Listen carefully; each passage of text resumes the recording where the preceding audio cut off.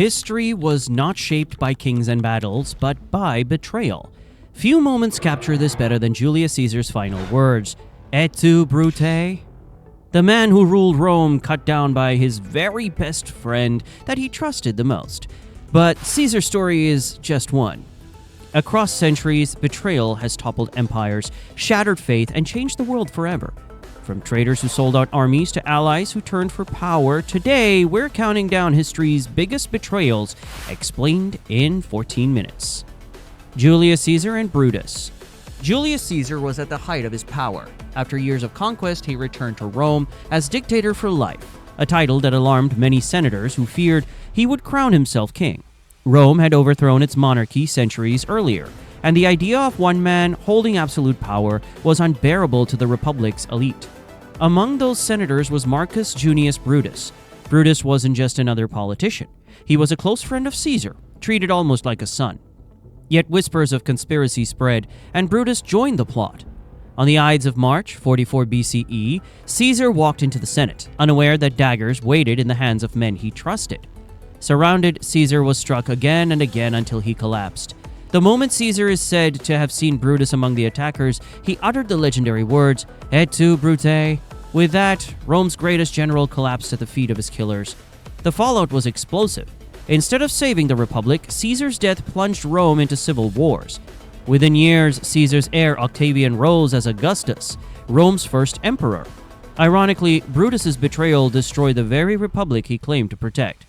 But if you think Brutus's knife was sharp, the next betrayal cut even deeper, and it doomed 300 warriors in a single night. Ephialtes at Thermopylae. In 480 BCE, the Persian king Xerxes marched into Greece with one of the largest armies the ancient world had ever seen. Standing in his way were a few thousand Greek soldiers led by King Leonidas of Sparta. At the narrow pass of Thermopylae, the Greeks used the terrain to hold back wave after wave of Persians. For 2 days, their defense looked unbreakable. But one man changed everything. His name was Ephialtes, a local Greek who longed for Persian reward.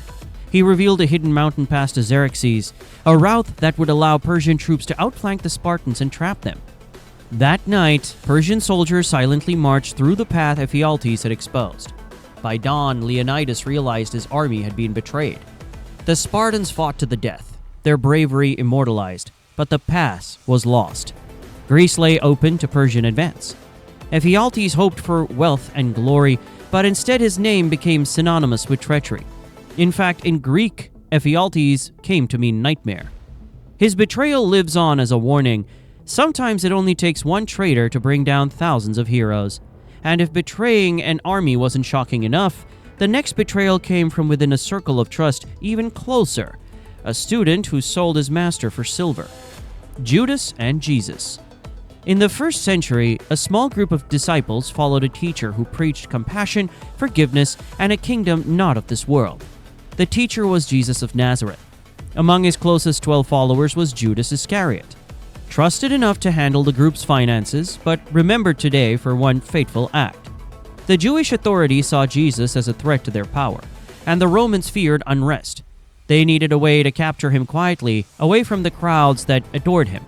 Judas provided the answer. For 30 silver coins, he agreed to lead soldiers to Jesus. On the night of the Last Supper, Jesus already hinted that betrayal was near.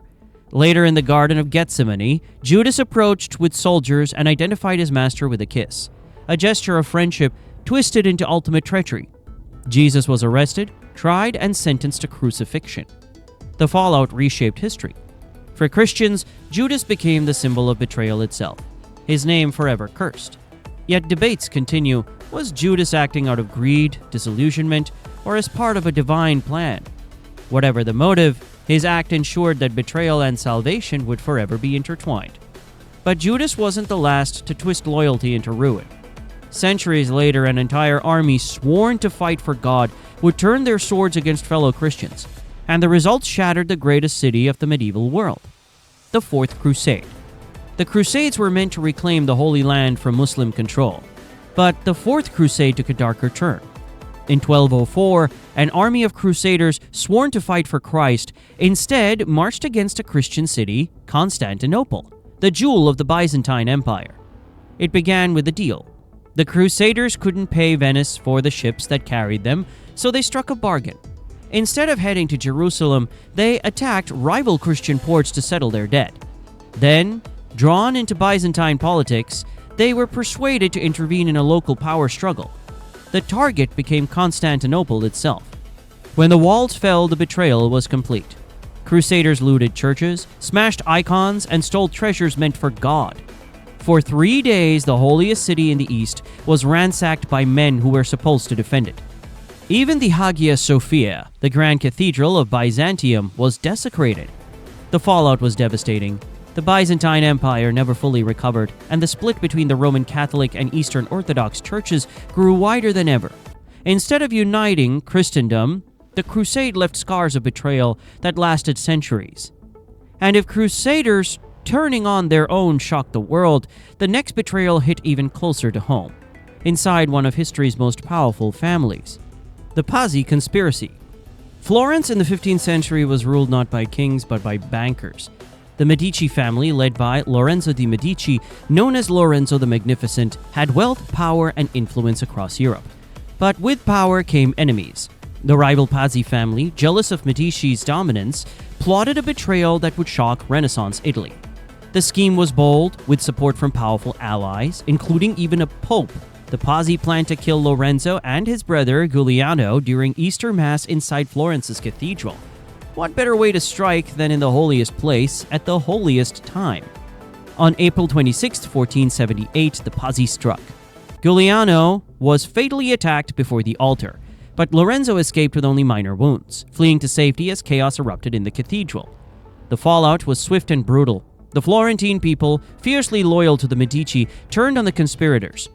Dozens of Pazzi plotters were captured and punished. The family name itself was nearly erased from history. Instead of toppling the Medici, the betrayal secured their rule for generations. But the Renaissance was not the last time loyalty turned into treason. In the New World, a celebrated war hero would secretly switch sides, and his name would forever become a synonym for betrayal. Benedict Arnold. During the American Revolutionary War, Benedict Arnold was hailed as a hero. He fought bravely in battles like Saratoga, helping secure key victories for the Continental Army. But behind the glory, Arnold felt overlooked. He believed he deserved more recognition, more wealth, and more respect than Congress was giving him. The resentment opened the door to treachery. In secret, Arnold made contact with the British. His price? Money and a high-ranking position in their army. His plan? To hand over West Point, a vital American fort on the Hudson River. The betrayal nearly succeeded. Arnold had arranged for British Major John Andre to carry the plans, but Andre was caught by American militia. Exposed, Arnold fled to the British side before he could be arrested. The Americans hanged Andre as a spy, but Arnold escaped and lived the rest of his life branded a traitor. The fallout was unforgettable. His very name became shorthand for treason in the United States. To this day, calling someone a Benedict Arnold is one of the harshest accusations of disloyalty. But betrayal isn't always about guilty men. Sometimes it's about the innocent, accused, condemned, and abandoned by their own country. That was the fate of a French officer whose trial split a nation in two. The Dreyfus Affair. In the late 19th century, France prided itself on liberty and justice. But in 1894, those ideals collapsed in one of the country's darkest scandals, the Dreyfus Affair. Alfred Dreyfus, a young Jewish officer in the French army, was accused of passing military secrets to Germans. The evidence against him was weak, but anti-Semitism ran deep in French society. Instead of seeking truth, the army and government chose betrayal. They framed Dreyfus, paraded him in public disgrace, and sent him to rot on Devil's Island, a prison off the coast of South America. But Dreyfus was innocent. Years later, new evidence revealed the real culprit, Major Ferdinand Walsin Esterhazy. Rather than admit the mistake, the army tried to cover it up. France erupted in protests with intellectuals like Émile Zola demanding justice. The country split into two camps, Dreyfusides and anti-Dreyfusides, tearing society apart. Eventually, Dreyfus was exonerated, but the scars remained. The affair exposed how prejudice and betrayal of justice could poison a nation from within. And if France was nearly broken by false betrayal, Norway would face a much darker one, when its own leader sold out his own country to the enemy for power. Vidkun Quisling. When Nazi Germany invaded Norway in April 1940, the nation braced for resistance. But inside its own government stood a man ready to hand the country over. His name was Vidkun Quisling, a former army officer and politician who saw Hitler's rise as an opportunity for himself. While Norwegian forces tried to resist the German assault, Quisling went on radio and declared himself the new head of government. Openly collaborating with the Nazis instead of defending his homeland, he welcomed the invaders, believing they would reward him with power. Under German occupation, Quisling became a puppet leader. He helped enforce Nazi rule, persecuted Jews, and turned against fellow Norwegians who resisted. His betrayal was so profound that his very name entered history as a synonym for traitor. To call someone a Quisling was to brand them a collaborator, a betrayer of their people. When the war ended, there was no escape. Quisling was arrested, tried for treason, and sentenced in 1945. His legacy was sealed, not as a leader, but as the embodiment of national betrayal. And if Norway was betrayed in the open by its own leader, Britain would face a quieter, colder betrayal when one of its top spies secretly served the enemy for decades. Philby and the Cambridge spy ring. During the Cold War, trust was the most valuable currency in intelligence, and no one seemed more trustworthy than Harold Philby. Rising through the ranks of British intelligence, he was charming, well-connected, and eventually placed at the very heart of MI6. But Philby carried a secret. He was a Soviet spy. Along with a group known as the Cambridge Five, Philby had been recruited in his university days to serve Moscow. For decades, he passed along classified information, warning the Soviets about Western operations and exposing double agents. Entire missions collapsed, and countless lives were lost because of his betrayal. Philby's treachery was so deep that even after suspicions mounted, many in Britain refused to believe it. He had been too close, too trusted. When the truth broke, Philby defected to the Soviet Union in 1963, living out the rest of his days in Moscow as a hero to the KGB, but a traitor to his homeland. The fallout was enormous. The Cambridge spy ring shattered faith in British intelligence and showed that betrayal could thrive even at the highest levels of power. But betrayal didn't end with the Cold War. In the 21st century, one man would expose the secrets of the world's most powerful government, sparking a global debate on loyalty versus truth. Edward Snowden. In 2013, a quiet systems analyst working for the U.S. National Security Agency changed the world. His name was Edward Snowden. Unlike Brutus or Quisling, he didn't wield a knife or declare himself ruler. His weapon was information, and the betrayal he carried out shook the digital age. Snowden secretly copied thousands of classified documents that revealed the scale of U.S. surveillance programs. Governments were tracking phone calls, internet activity, and private data on a global scale. To some, Snowden exposed a truth the public had the right to know. To others, he handed enemies of the United States vital intelligence.